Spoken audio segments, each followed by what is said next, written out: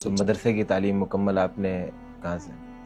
مدرسے کی تعلیم تو ہم نے جامعہ الرشید کے علاوہ کوئی مدرسہ دیکھا نہیں، آغاز سے اختتام تک شروع سے آخر تک. اور میں طلبہ کو بھی یہی کہتا ہوں کہ ایک مدرسے میں جاؤ تو بس ادھر ہی رہو. پھر یہ جو مدرسے بدلتے رہتے ہیں نا، اس سے علم میں بے برکتی ہوتی ہے.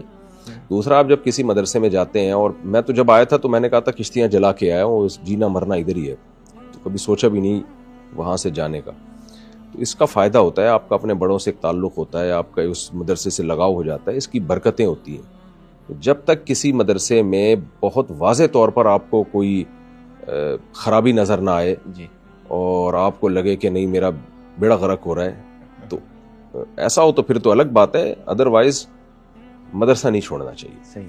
اب دیکھیں، دور حدیث میں جب ہم گئے تو بڑے بڑے مدارس سے جہاں بہت اچھا دورہ ہوتا تھا، لیکن ہم نے کہا ہم تو یہیں پڑھیں گے بھائی. تو اور 2-3 طلبہ تھے ہمارے، میرے 3 طلبہ تھے ہم دورے میں. اچھا. تو کچھ لوگوں نے ہمیں کہا کہ بڑے مدرسوں میں چلے جاؤ، وہاں چلے جاؤ. ہم نے کہا نہیں بھائی، جس مدرسے میں ہیں وہیں دورہ بھی وہیں، تخصص بھی وہیں، ساری تعلیم وہیں. جب تک جامعہ والے نکالیں گے نہیں، ارادہ یہی ہے کہ ادھر ہی جڑے رہیں گے. انشاءاللہ. اللہ کرے نہ نکالیں. آپ نے تو سوچا ہوا تھا کہ آپ سپلیمنٹری میں پیپر دیں گے دوسرے اور نمبر بڑھیں گے تو یقیناً آگے یونیورسٹی وغیرہ جانے کا بھی ارادہ ہوگا. تو یہ اچانک رجحان کیسے تبدیل ہوا کہ مدرسے کی طرف آ گئے آپ؟ جی، میں اکثر پوڈ کاسٹ میں یہ بات بتا چکا ہوں. تبلیغی جماعت میں سیروزے کی جماعت تھی، ہمارے محلے میں جماعت آئی ہوئی تھی. میں 2nd ایئر کا طالب علم تھا اور ڈاک یارڈ میں بھی گیا تھا، اپرینٹسشپ کر رہا تھا وہاں. تو ہمارے یعنی ایک وہاں اس تبلیغی جماعت میں عالم تھے مفتی احمد ممتاز، حضرت مفتی رشید احمد صاحب رحمہ اللہ کے شاگرد تھے وہ.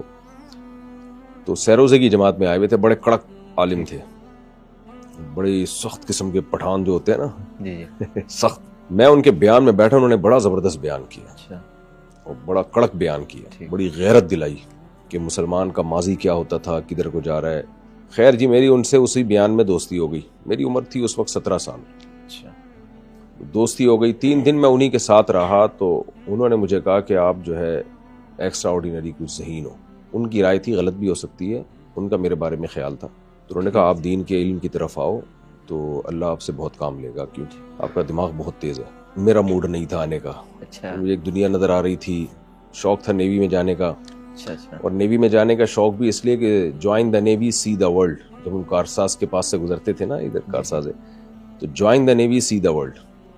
میرے والد صاحب بھی نیوی میں تھے، تو مجھے نیوی والوں کی وائٹ کلر کی وردیاں بڑی اچھی لگتی تھیں. صحیح. اور پھر میرے والد صاحب نے چائنا اور آسٹریلیا کے سوا پوری دنیا کا وزٹ کیا تھا پاکستان نیوی میں ہونے کی وجہ سے. تو میری بھی خواہش تھی کہ میں پوری دنیا دیکھوں. تو میرے اوپر تو ایک ایسے قہر بن کے گرا کہ یار یہ مجھے مولوی بنا رہے ہیں. تو خیر میں نے نہیں ارادہ کیا، میں نے بلکہ اپنے والد صاحب کو کہہ دیا کہ میں نہیں اس طرف آؤں گا.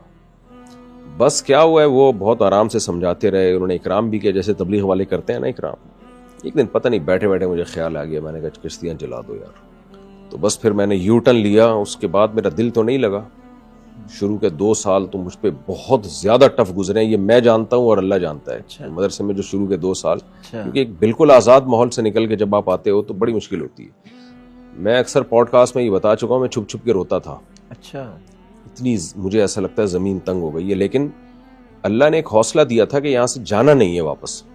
یعنی ایسے ہمت ہو گئی تھی جیسے کوئی مسلمان ہو اور پھر وہ کہے کہ اب حدیث میں آتا ہے نا آگ میں جلا دیا جائے تو بھی شرک سے نفرت ہو اس کو. تو مجھے واپسی کا راستہ میں نے یعنی اللہ نے بس اتنا حوصلہ دیا تھا کہ واپس نہیں جانا. ٹھیک.